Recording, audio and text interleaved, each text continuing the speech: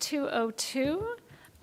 It is June 20th, 2023. It's our 2 o'clock Commissioner agenda meeting. Let the record reflect that all 5 commissioners are present. 4 of us are here in the room, and Commissioner French is zooming in today. With that, I will see if anyone, I asked earlier, but just want to make sure if anyone wants to take anything separately. Okay, seeing none. There was no written testimony that was received for today's agenda, but we will start with then our open public forum, and I do have one speaker signed up. So Kendall Hupel, if you would like to come up, please state your name and address for the record, and then you will have 3 minutes. And then the 3 minutes will show up on the board, and then at that point we're done. Thank you. My name is Kendall Hupel. I live at 2934. Start over. My name is Kendall Hupel. I live at 2934 North Altamont Street, Spokane, Washington. I just wanted to talk on behalf of my adoption at Scraps. So about 2.5 years ago, my partner Jess saw Kaya on the Scraps website, instantly falling in love with her. At the time, we weren't in a position to adopt her as we were both working 10 plus hours a day. However, we never stopped thinking about her. We posted and shared her story every chance we got through local coffee shops and Positive Alliance. This little girl deserved to be loved. About a year ago, Jess and I opened our own businesses, giving us the time and ability to adopt. Kaya still hadn't been adopted, and our hearts melted, so we made the decision to go meet with her. When we arrived at Scraps, she was the first kennel in the first room we walked into. She looked up at us with these sweet little eyes and came over to the edge of the kennel and pressed her body against it. She wanted love. Instantly, we both knew that we needed to take this baby home if we could make it happen. As we were looking around, we noticed her kennel had signs saying she was part of the behavioral team, and she couldn't go home with somebody that had other animals or children in the home, and to email the behavioral team with questions or to schedule a meeting. We were a little stunned and a bit taken back, questioning whether or not this was going to work because we had a dog, Charlie, and our 6-year-old son, Carson. Regardless, we decided to email the behavioral team and explained our situation and that we wanted to take her, and why we wanted to take her home.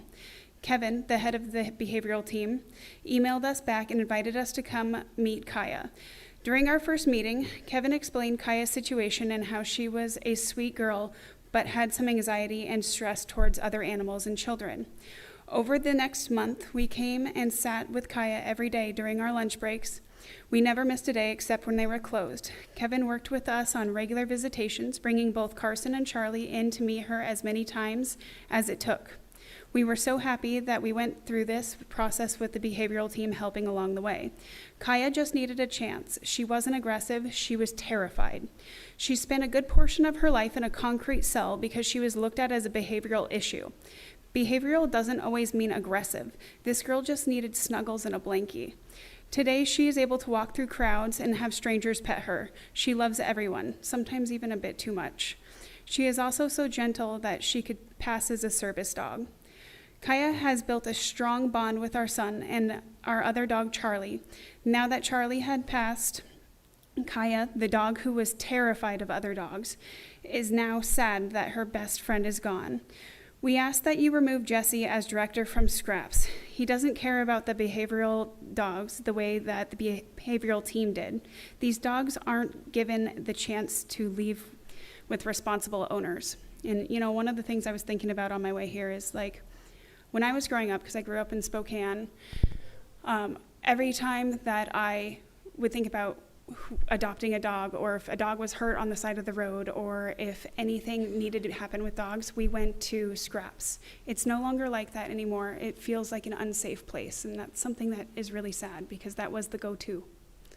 So thank you. Thank you.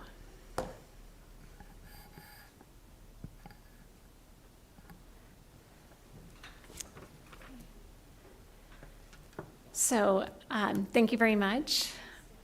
Appreciate it. And is there anyone else who would like to come and testify for the open public forum? Third and final call for anyone wishing to testify at open public forum? Seeing no one, I will close the open public forum, and then I will look to my fellow commissioners. Madam Chair, I move to approve items 2 and 3, including all sub-items on today's 2 PM consent agenda. Second? Okay, I have a motion and a second. Any further discussion? Seeing none, hearing none. All those in favor, please signify by saying aye. Aye. Aye. Commissioner French is an aye, so that makes it unanimous. So that is all that we have for our 2 o'clock agenda today, other than we will then sign some documents and go into executive session. Before, Commissioner French, can we use your stamp to sign the documents? Yes, please. Okay, thank you. So we have that. Okay, so I will look to Scott and Mr. Anderson to let me know what you would like to have happen this afternoon. Thank you, Madam Chair. I have 2 matters to bring forward to the board under pending potential litigation pursuant to RCW 4230 110-1I. For the first matter, those present should be the board, myself, CEO Scott Simmons, as well as Wes Zakaw from the prosecutor's office. For the second matter, it would be everybody I just listed without Mr. Zakaw. Oh, yes, and thank you. Mike Sparber from Law and Justice should be present for both of them as well. Neither of them will require any board action. I anticipate 15 minutes each. Okay. And no action. Okay, Mr. Simmons. And then the next, I have 2 items. One, to consider the acquisition lease of real estate under RCW 4230 110-1B. In addition to the commissioners and Chris Anderson and myself. Actually, that's all we'll have on that one. And then this, that'll be about 10 minutes. And the second one is to evaluate the qualifications of an applicant for public employment under RCW 4230 110-1G.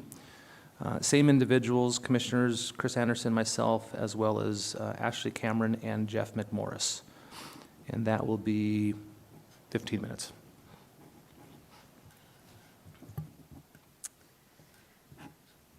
Okay, and any decisions on any of those items? No action. No action.